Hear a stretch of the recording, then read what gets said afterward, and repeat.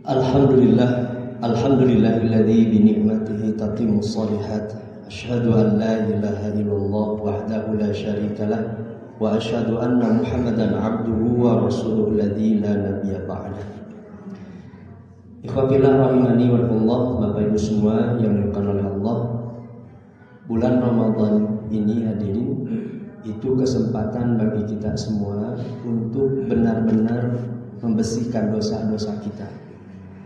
Di dalam Al-Quran Allah sebutkan hadirin, di antara karakter manusia itu senang berbuat zalim.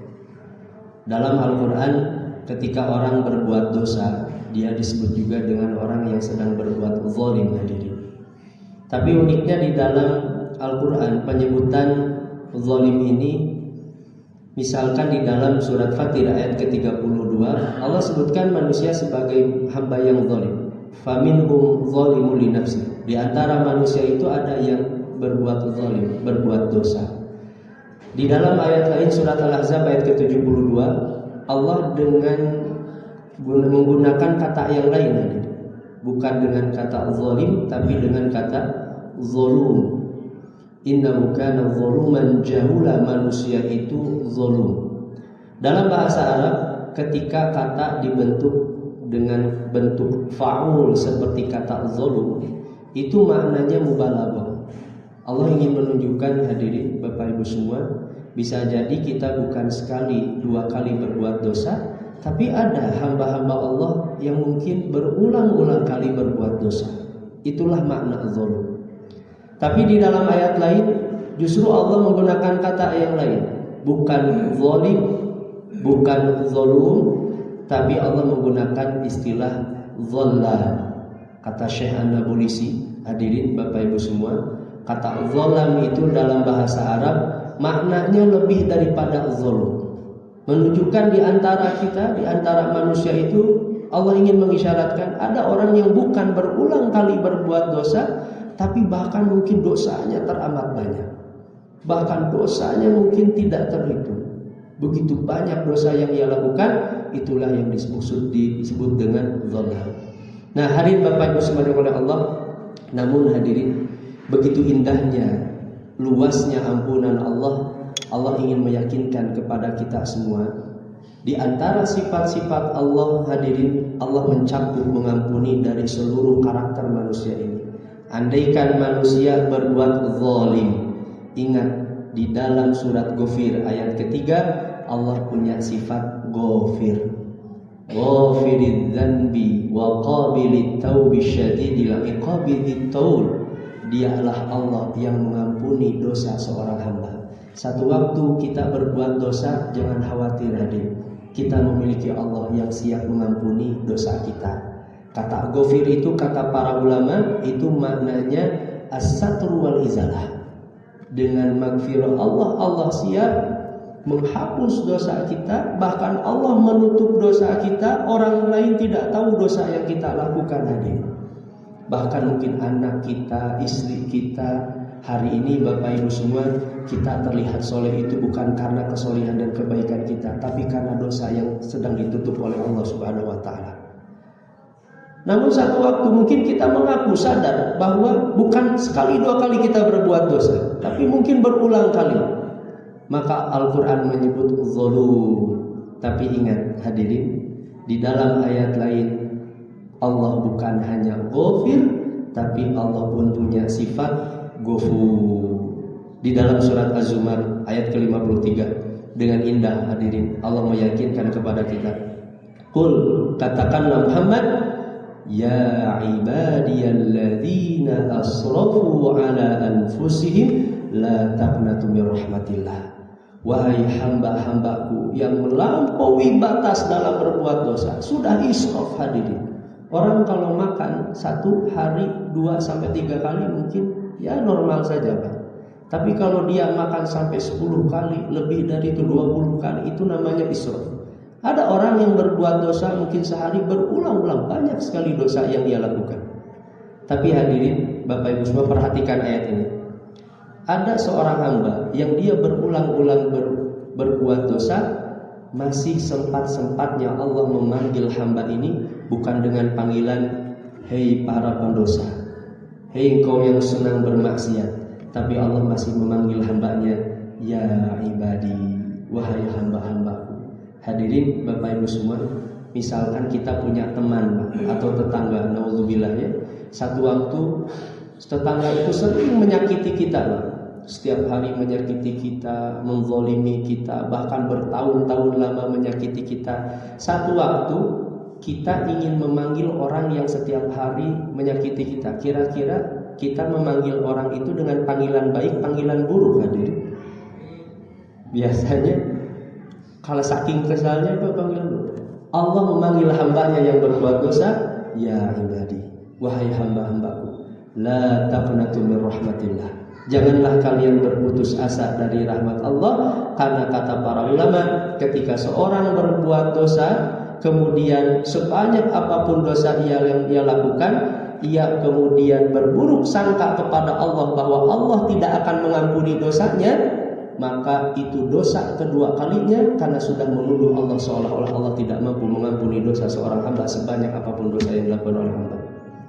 Innallaha yaghfiru dzunuba jami'an, sungguh Allah itu mampu menghapus seluruh dosa kita.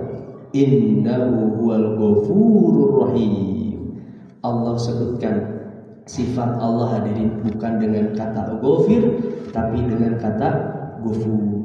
Orang yang banyak berbuat dosa, berulang-ulang kali berbuat dosa, ingat ada Allah Al-Ghafur. Allah siap menurunkan banyaknya ampunan dosa dan menurunkan banyaknya ampunan dan berulang-ulang kali mengampuni dosa kita. Hadirin Bapak Ibu sekalian Allah, atau mungkin satu waktu seorang hamba sadar terlampau banyak dosanya, terlampau tinggi dosanya yang ia lakukan, maka hamba itu dalam Al-Quran disebut dengan zallam. Tapi di dalam Al-Quran Allah meyakinkan kepada kita, Allah bukan hanya punya sifat ghafur, tapi Allah pun punya sifat ghaffar. Allah siap mengampuni dosa kita, hadirin, bahkan setinggi awan yang ada di langit sekalipun. Allah sampaikan di dalam Al-Quran surat Nuh ayat ke-10 sampai 12, faqul tastaghfiru rabbakum innahu kana ghaffara.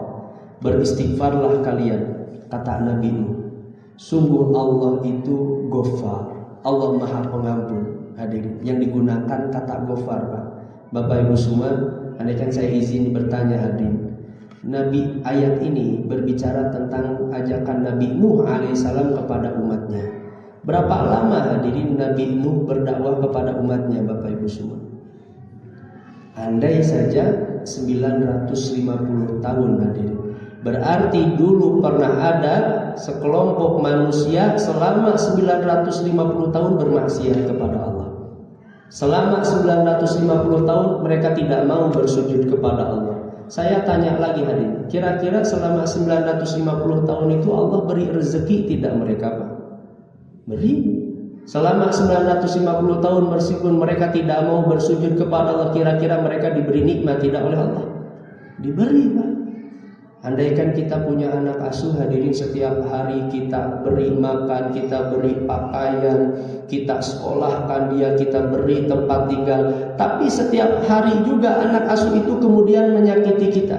Kira-kira kita mampu tidak tetap memberi makan selama 950 tahun, dan 950 tahun itu pun anak itu kemudian menyakiti kita, Pak? Itulah kasih sayangnya Allah. Maka Allah sebut dalam ayat ini dengan kata Ghaffar. Karena Allah itu andaikan manusia bermaksiat kepada Allah 1000 tahun sekalipun, Allah ingat bahwa Allah itu Ghaffar. Hadirin Bapak Ibu sekalian oleh Allah, 3 sifat ini saya sampaikan, hadirin. Di bulan Ramadan ini Nabi kan menjanjikan kepada kita, ketika kita melaksanakan saum, ghufira lahu ma taqaddama min dzambi, ada ampunan dosa. Ketika kita melaksanakan qiyam Ramadan tarawih, ghufira lahu ma taqaddama min dzambi, kata Nabi, ada ampunan dosa. Ketika kita menghidupkan malam, setiap malam karena berharap Lailatul Qadar, man qama Lailatul Qadri imanan wa ihtisaban, ghufira lahu ma taqaddama min dzambi. 3 hadiah yang disebutkan oleh Nabi sallallahu alaihi wasallam seluruhnya adalah ampunan dosa.